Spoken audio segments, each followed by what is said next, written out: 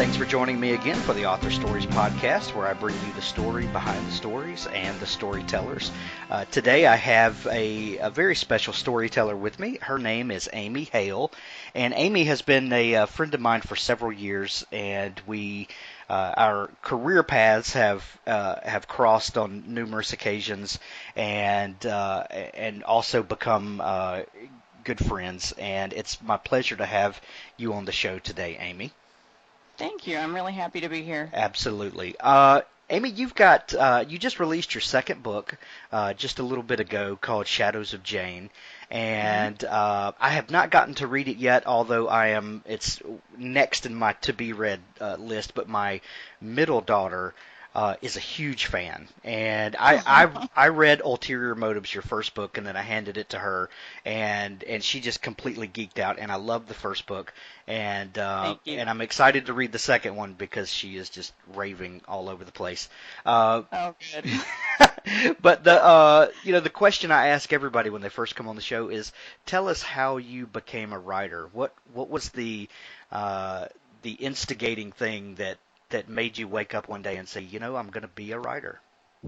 I think really, to be honest, I think I was born a writer.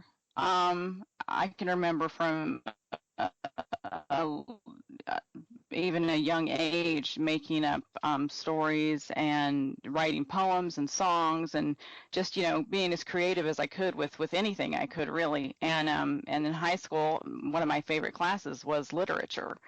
And I've always just been an avid reader. Anything I could get my hands on, I was happy to read. So I think it just grew from there. Like in high school, we had different assignments. Like I think I still have a book of poetry that I wrote when I was in high school because Awesome. it was something that we were required to do for a grade, and I just really got into it. And it's just grown from there. Over the years, I found little ways to kind of keep that fire burning, and then a few years ago started writing in a more technical sense, nonfiction type stuff. Again, one of those areas where you and I crossed paths. And then last year, I decided, I've always wanted to dive into fiction, and I think it's just time to make that happen. So I attended a conference, and it was one of those things that just really encouraged me and made me decide that now's the time to do it. You have no idea. Well, you probably do, but some of the listeners may not realize that that question that I ask, so many people say, I think I've just always been a writer. It's crazy. It's you've got this diverse group of people from all sorts of backgrounds, and they write all sorts of different things. But there's always this common thread that it's just something that's always been there. What do you think about that? I think it's amazing. I just like everybody's I think born with something, some kind of special gift of some kind, and there's people that can sing, and there's people that are musically inclined, and there's people that can paint and draw, and I think writing's maybe the same way. You're just born with this gift to create, whatever level that is, and I think it's fantastic when we can follow that. Absolutely. And but it's one of those things that's kind of like some people are born, sprinters. But just because they're born with that gift doesn't mean they can just walk onto the track and compete at an Olympic level. Yeah. Those muscles are there, that talent is there, but you have to work it and exercise it and cultivate it. What are some of the Yeah. things that you did through the years to work those creative muscles and to ensure that you didn't waste your talent? I think probably the biggest thing I have done has been to read. Reading has been one of those things that I just, like I said, I love to read. So any chance I have, that's my favorite pretty much pastime outside of, spending time with family and friends is reading. And that's something that I think we learn a lot from when we read other authors. We pick up techniques, we pick up wording, we just pick up those things by reading. And So reading has been probably my number one thing to help me. I think the other is just writing, even if it's just for me and no one's ever going to see it, just practice. Like with anything else, you have to develop and hone your skills. And so writing stuff for myself, I've done a lot of stuff that's just sitting on my computer in files because it wasn't necessarily for anyone else to see, but it was for me for practice. And and then, of course, spending the last several years writing nonfiction has helped me as well. It was just practice. So I think it's down to just spending a little bit of time, on what you love and uh, and learning from everyone around you. I definitely appreciate all of my writer friends because they have been a big inspiration and encouragement and have given me a lot of tips along the way, and I hope to be able to pass that on to others. Yeah. What do you think are uh, some of the differences in writing nonfiction and writing fiction? Was it easy for you to shift gears, uh, from writing nonfiction, technical things like that, to making up stories? Was that a hard shift to make? It kind of was. I really thought it would be easier originally Don't because, we all? when you're writing technical stuff, you have to, yeah, you have to be accurate. Right. You can't, you can't be lazy about the technical stuff. People will definitely call you on it Right. The if you're internets discussing, will say, get something mad. medical. Right. Yes, yes, yes. The interwebs get angry. So, Yeah. you have to be very careful there. And I really thought moving into fiction, it would be much simpler. But of course, fiction taught me other taught me otherwise. I it is in some sense it is because I can go where my imagination takes me. It's not a strict, rigid set of rules, but at the same time, there are some things you definitely want to make sure you have accurate, even with fiction. So there's kind of a fine line there you have to walk between, reality and fantasy, depending on what you're writing. I know with Shadows of Jane, there was some medical stuff in there that in the book Jane is special, so she doesn't quite follow your average biology, I guess you would say, but there were some things that I wanted to make sure were correct. So I had to consult with some medical professionals as I wrote to make sure that things were following the right path so that people didn't, later go, wait a minute, doctors don't actually do this or this doesn't actually happen this way. Because, you do want people to get so immersed into the story and make it believable. And if you've got a lot of just wild stuff thrown out there, that tends to throw them off. Yeah, and it's important to people to uh, sink into the story and not come out.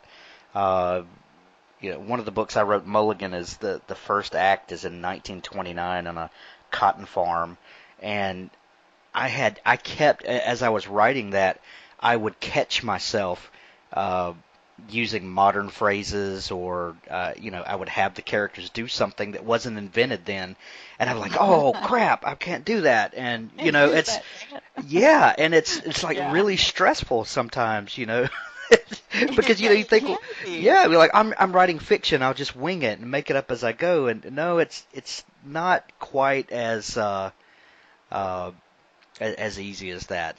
And Yeah, it's not. yeah. So tell me about ulterior motives. Where did the idea for that story come from? Ulterior Motives is a story that I have probably had rattling around in my brain for the last 3 or 4 years, I think. And I really couldn't probably even really tell you where it originated. It was just one of those things that I just thought, that might make a good story. Yeah. And again, with all the reading that I do, and of course I'm a big fan of TV and various types of movies, and I like a wide variety of stories. So, and as I tell people, I'm a huge romantic. So I like to throw in that element, but I also like adventure and suspense and mystery. So I try to combine all of that. And it just felt like motives felt like the perfect mix of all of that for me, and something I knew that I could just really get into as I put the story together. And so that's it's one of those things that just slowly developed in my mind. And when I finally started putting it on paper, that's when it really kind of took off without me there for a while. Actually, I had to try to keep up. It was happening faster than I could write it down. But yeah, I honestly I can't remember even what sparked that story in my mind. I just know that it's been there a while. So, Well, you know what else crosses genres like that a lot? hmm. Real life. Yes, That's that's true.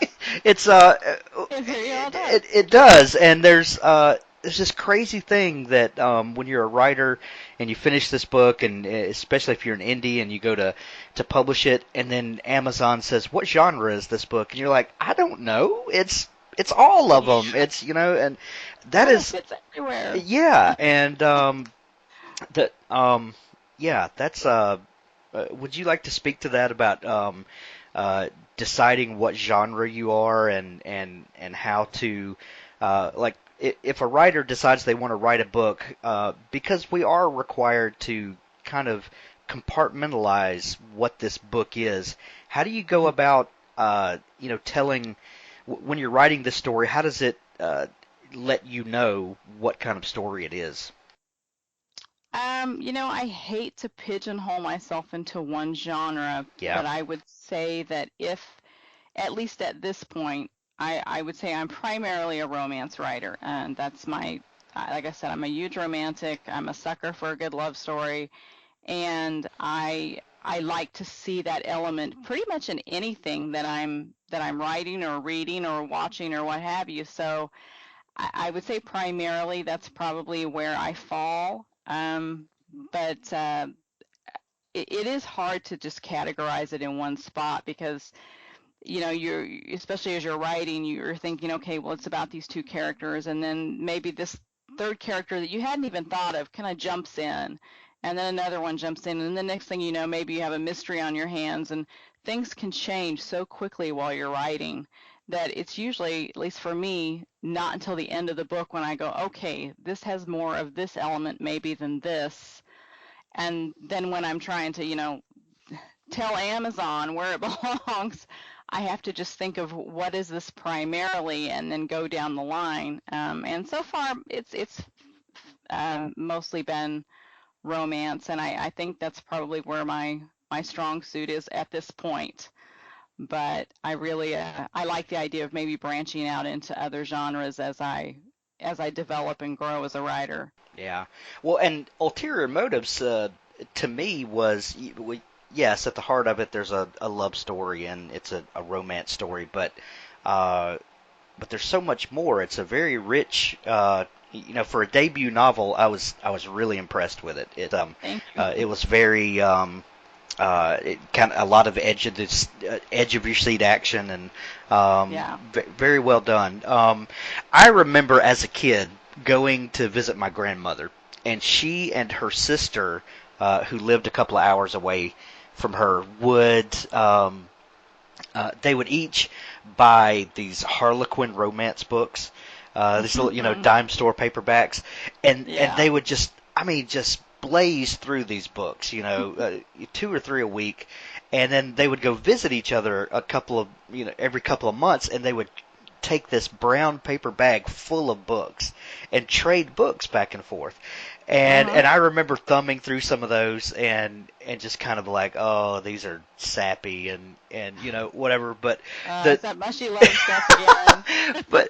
but it seems like the genre has really changed a lot. There's room for so much more than just the typical tropes and Yes. kind of these. I used to and I don't know. I didn't read them, but I formed an opinion because I guess I'm opinionated.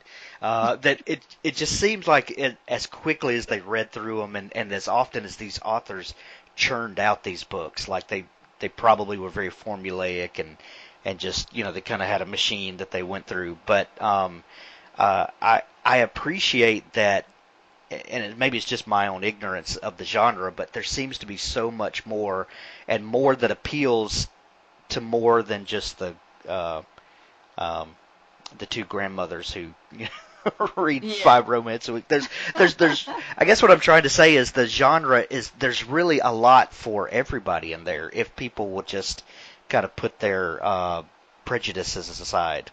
Yeah, there really is. It's very the romance genre is very diverse.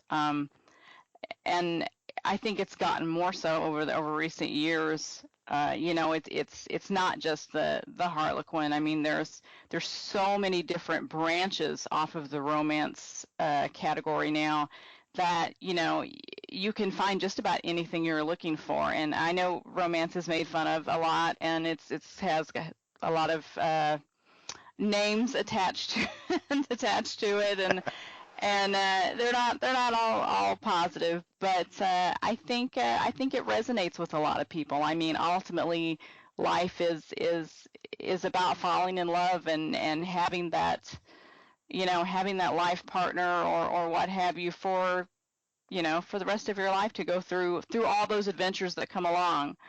And I think for most people that resonates, so they like that. But it isn't just for women. I mean, the conference I was at last year, there were several men there that were talking about how they enjoyed the romance genre and how they're trying to figure out how to explain this to their male friends that, these are actually good. It's not, all cheesy and it's not all this and all that, but yeah, there's a little stigma there, but I think we're overcoming that. I think it's becoming a little bit bigger than just those are the little like you said, dime store novels, or trashy novels, or whatever they want to call them. Well, There's still some trashy ones out there oh if that's your sure, thing, oh but sure. Well, uh, Jack and Jacinda Wilder, when they were on the show, talked about how many couples that they have that read the books together, and they talked about how many men that found the books and then gave them to their wives. That was kind of Mhm. mind blowing. Yeah. I mean, it's cool that the some of the walls are coming down and people are more open to try things. And then if you try it and you don't like it, then that's great. But Yeah. and maybe indie publishing has been able to contribute to some of that because there is it seems to me a much more diverse offering in all genres. There's just about Yes. if anything interests you, you can just about find it. Yes, absolutely. I mean, they'll saying that there's something on the internet for everyone. That's definitely true, especially with books. I mean, I've had my jaw drop at some of the stuff I've seen on Amazon Kindle. Oh yeah. But to each his own, I guess. But yeah, there's something for everyone, definitely. And Jack and Jacinda were at that conference that I was at last year, and a guy had stood up and he said, I really do like these books, and my wife and I read them together. And another person, I think it was a panel, had said, you know what, I've heard from several readers that it's actually kind of like a marital aid. The couples like to read these romances together, and it kind of sparks some things. So whatever works. I mean, that's definitely cheap therapy. So, That's one way to look at it, yeah. yeah, there you Yeah. go. This conference that you went to that kind of got the. Had you already decided that you were going to write fiction before going to that, or was this kind of you sticking your toe in and seeing, is this something I want to pursue, or, how did that go down? I had decided beforehand that I wanted to. I mean, and really, it had been in the back of my mind for quite a bit. I was a part of a writers group of ladies that all moms that we would get together once a week and talk about the different stuff we would like to someday do. And we would write little short stories and critique each other and that kind of stuff. So it's always kind of been there, probably, I don't know, the last 7 or 8 years, that someday I was going to do this. But it just seemed like I felt like I wasn't prepared, or I didn't have the knowledge, or maybe, and of course fear. There's always that, this is a risk and maybe I shouldn't do this right now. So I was kind of procrastinating a bit. But when I went to this conference, I left there with the knowledge that all these people have done this and they've done it in a variety of ways, and I've learned all these different ways, and I think now's the time to make that leap and see what happens. And what did you learn there that or maybe previously that that let you know that you were going to publish this yourself, that there was no longer the stigma of self-publishing, and this really was people kind of taking the power of publishing into their own hands? I think it was just there. There was 2 days of panels, and these were all writers that were talking about how they got to where they are. Some were new, some have been doing this for years. Some are very, very successful. Some are still, pushing forward. But I think it was just hearing about we had Mark Coker there from Smashwords, and he was talking about the state of the industry and kind of telling about their particular service. There were authors there that talked about finding editors and finding cover designers.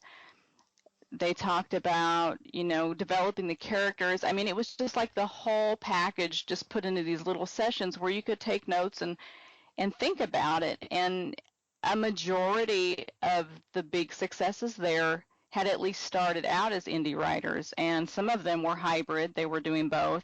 And then there were a couple there that were strictly now big publisher, but just hearing their stories and how they started and how they just said, I just decided I'm going to sit down, I'm going to write this. I'll have someone help edit. I'll help someone help do this. We'll do that. We'll put it out there and see what happens. And they did really well, and it just kind of encouraged me that what, I can do this too. So I decided when I went home that I'm going to scrape some money together, and I'm going to get the editors, and I'm going to do these things, and all I can do is put it out there and see what happens. And if it doesn't work out, at least I know I tried. Right. And Ulterior Motives was very positively received. Yes, it was. I was excited about that. Yeah. Was there that sort of encouragement after that? I think I could do this.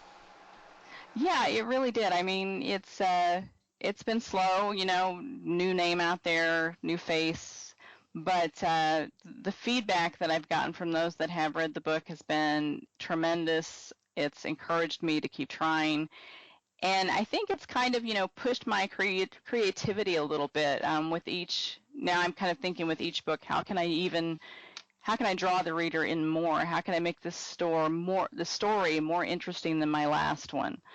And it's really kind of pushed me to kind of step outside of my personal comfort zone and just see what I'm capable of, see what I can do. So yeah, it's definitely been encouraging seeing the reception from that, and encouraged me to just keep trying, just keep pushing forward. Yeah. Well, I know Hugh Howey and some other voices in self-publishing have made similar statements, but Hugh kind of famously has said several times that he wrote a couple of novels, and his dad, pushed him to really start marketing those, and he said, no, I'm going to keep writing because I would much rather my 10th book that I write take off than my first one. Because, if your first book finds this huge audience, then all of a sudden there are all these other commitments and things that come with that, and then you look around and you don't have time to write anymore, and then you're like, oh, what do I do now? And so sometimes I think the kind of slow burn of that first or second book is kind of a blessing in disguise, and allows you the time to build relationships and to keep building on your catalog and things like that. Yeah, I think so. It's definitely, especially as an indie author, the marketing, it's sometimes it's just so time consuming Yeah. and frankly exhausting, but you have to figure out how to balance your time between, creating more and then getting what you already have out there. Right. So I couldn't imagine if, I had all these various engagements that I had to deal with and still try to write at the same time. And I know that a lot of people have to balance that, and that's exciting and also kind of scary all at the same time. Yeah, it can be kind of a soul suck some days, like Yeah. you're like, the internet is just mean Yeah. and brutal, and I just need to walk around in real life for a minute, Yeah, it can definitely be draining. Days Yeah. off are from not just from writing, but from the internet are very, very, very productive, and I appreciate my days away. Yeah, yeah. Oh, it's kind of funny. I am a web programmer by day, and nothing that I've ever written has anything to do with technology. So, what does that tell you? Oh, Yeah. but so tell me about Shadows of Jane. You released this book just a couple of weeks ago. Um, First off, the cover of Ulterior Motives I thought was brilliant, and it's really beautiful cover. When you revealed the cover to Shadows of Jane, I was like, oh my gosh, that is one of the best covers I've ever seen. It is just Oh, thank you. crazy awesome. But you say it's the first book in the Shadows trilogy. Tell me about Yes. the where Shadows of Jane came from and what made you decide that this is going to be a multi-part series. Uh, the uh, the the story really actually started in a dream I had. And you know how dreams are. You just have snippets, and what's the saying that dreams only really last like 30 seconds or whatever. Right. But it feels like forever. So, you wake up and you've got all these ideas. But that particular story started as a dream. And it was just this one little, scene. And I don't know how other writers do it, but I see my story in scenes and try to Yeah. kind of write them that way. And there was just this one scene, and I thought, wow, that was kind of interesting. I wonder if I could build a story around this one scene. And as I started to kind of, flesh it all out, I felt like that this could really be a very detailed story if I took my time with it. And that I didn't feel like I could tell Jane's story in just one book. I felt like there was just so much there uh, to be worked with, and I didn't want to try to just all rush it into one story. So that's when I decided let's do a trilogy, and I kind of broke up what I felt like she would go through into three sections, and each book is a section. So. Cool. What's the premise of the story? What's your elevator pitch for it? So Jane uh, wakes up in a hospital and has no idea who she is or any idea about her past. And this guy Colt comes into her life, and he's the one that found her passed out, and it kind of goes through their relationship. And as she's trying to make a new life for herself, she names herself Jane, and she starts to discover that she has special gifts. She has powers and these things that she does not understand at all, obviously, and neither does anyone around her. And she has to kind of lean on Colt to figure all this out. And during the process, she starts learning more about her past, and it's not a pretty past. So the story is her journey into the shadows of her former self. And with Colt by her side, she has to kind of battle her past demons and make things right. Gotcha. That's a cool concept. Thank you. Yeah, and so that's going to be three parts, Yes. three books in a trilogy. Yes. So, do you have the overarching story mapped out? Do you know where the trilogy is going to go before you start it?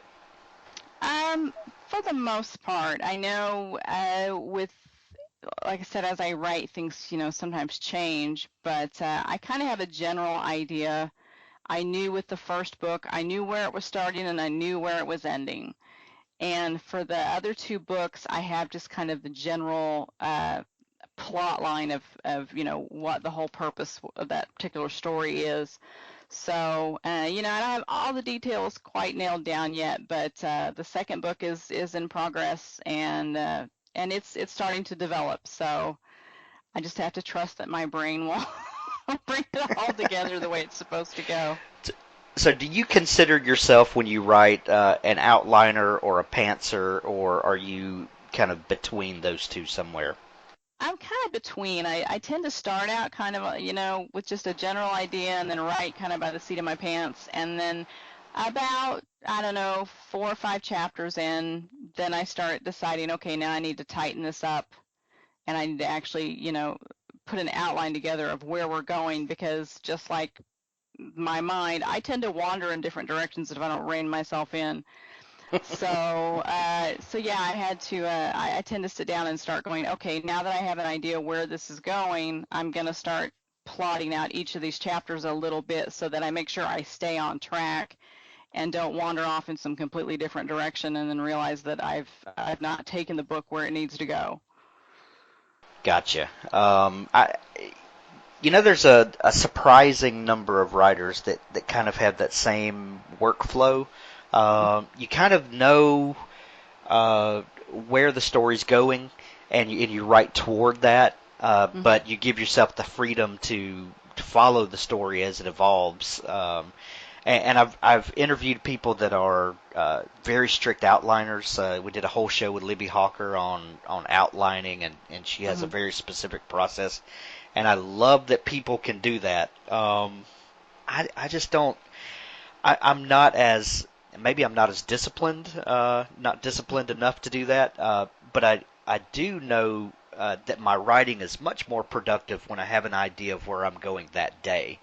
Yeah. And I think that's I kind of developed my own uh, outlining style in that I work it out in my head before I write it, and then I Yeah. stop to figure out what's going to happen next, and then write to that. So Yeah. it's kind Yeah. of using milestones along the way and keep writing toward those milestones. Yeah, Yeah, absolutely. Because I know that with like even with ulterior motives, I knew how it was going to end. I had that whole general idea there, but as I was writing the last couple of chapters, there were times when I surprised myself.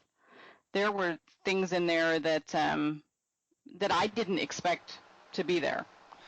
So I right. like that we can take that general direction and follow it, but give ourselves the freedom to kind of color outside the lines a little bit if because the characters really do. I know it sounds cliche, but the characters really do tell you what to do, and they tend to push you in different directions as you're going. And I won't give it away, but there is a surprise at the end of Ulterior Motives, and people have asked me, said, well, why did you decide that that was going to happen? And I said, I didn't. It just I'm typing, and then I sit back and I go, oh, holy crap, I Right. did not expect that to be there. So I surprised myself just as much as anyone else with the way some of that happened. But I like that. I like that it's unpredictable and that it can throw you those little surprises in there, and because that's what makes I think reading fun is having those unexpected twists and turns. Yeah, absolutely. Will there ever be a follow up to Ulterior Motives? I have been asked about doing kind of a spin-off for another character because there's a character in the book, Nessa, that a lot of people seem to really take to. So I'm considering that. It's not set in stone yet, but I'm definitely thinking about it. Yeah. And isn't it funny that some stories you can imagine all sorts of follow-ups to, but then some books just not at all. Like Yeah, they just feel done. yeah, like with Mulligan, there's a whole story to be gone there, and there can even be prequel stories. Not that I think I will ever do that, but there's it's a it's a big world in my mind. My Yes. my first book, Bloom. I don't think I could ever write anything else to go along with that. I just Hmm. that story is just it's done, Yeah. and there are like big gaps in time in the story, and there's so much that could be written in there, but I don't think that it can. It's Yeah. so weird how some stories seem to have more to it than others. It's weird. Yeah. I Yeah. don't understand it at all. I don't either. I feel like I probably could have taken ulterior motives in some different directions, and again, people have asked me about Nessa, and I thought, well, I'll think about it, but I really feel like I need to feel like Nessa has a story to tell before I start because I don't honestly think if I write it just for the sake of writing it, I don't think it's going to be any good. I think there needs to be that passion behind that character that pushes you. Not do I want to tell this story? I have to tell this story. Right. Um, when do you expect the other two parts of the Shadows trilogy to come out? At this point, the second part, Shadows of Deception, should be out in November. If all goes as planned, and of course you know how that goes. It doesn't always go as Right. planned. But and then I'm hoping that the third book, which the title is still kind of working title in progress there, we're working on hopefully somewhere February, March. Nice. So yeah, I'm trying not to make everybody have to wait too long to get the next part, but you know, it just takes time to put it all together. So Yeah, yeah. Um, do you have a another story or a story arc planned after Shadows? Do you do you have the kind of mind that's continually inundated with new ideas that you have to jot down and file away for later? oh yes, I have a running list of stories. So I actually have a novella, just a little short, a contemporary romance that I've got in the works right now that I'll hopefully be finished with in the next month. And it was something I was going to do for a project, and then that didn't work out time-wise, so I'm just kind of doing it on my own. But yeah, I've got a list of stories, so hopefully they just keep coming and it'll keep me busy. Awesome. Amy Hale, where can people find you and find your work?